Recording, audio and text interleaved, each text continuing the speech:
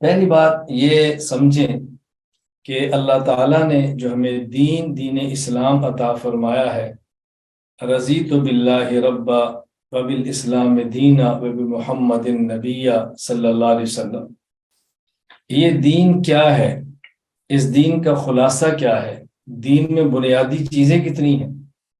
اگر کوئی شخص ہم سے پوچھ لے کہ آپ بتاؤ کہ دین اسلام کیا چیز ہے، اللہ تعالیٰ نے اپنے پیغمبر صلی اللہ علیہ وسلم کو کون سا دین عطا فرمایا ہے، وہ دین کیا ہے، تو مختصر لفظوں میں عرض کیا کرتا ہوں کہ دین 5 چیزوں کا نام ہے۔ بنیادی اجزاء دین کے وہ 5 ہیں۔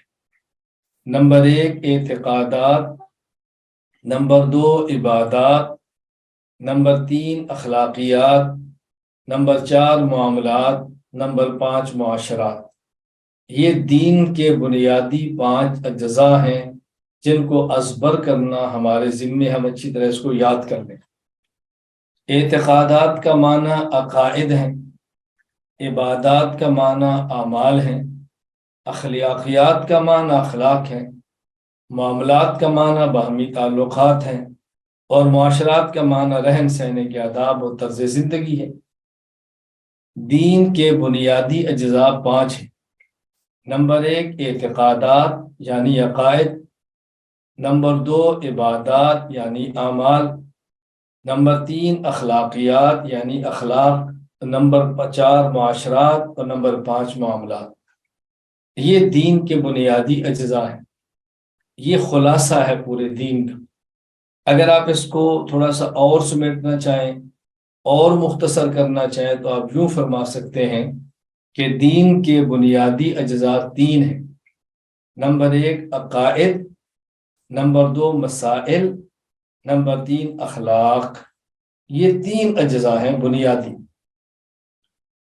میرا ارادہ بھی ہے، میں اس کے لیے کوشش بھی کر رہا ہوں، حسب ہمت افراد بھی تیار کر رہا ہوں کہ پوری دنیا کے ہر ملک اور ہر ملک کے ہر بڑے ڈسٹرکٹ میں جہاں تک ممکن ہو میں ایسے مراکز قائم کروں کہ ان مراکز میں سے ہر مرکز وہ عقائد کی درسگاہ بھی ہو، مسائل کے لیے دارالافطار بھی ہو، اور اخلاق کی اصلاح کے لیے وہ خانقاہ بھی ہو۔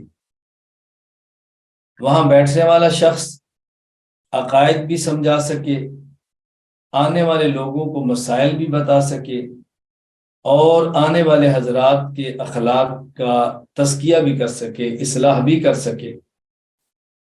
اگر آپ اس کو مزید مختصر کریں گے تو میں یوں عرض کروں گا کہ دین کے بنیادی اجزاء وہ 2 ہیں۔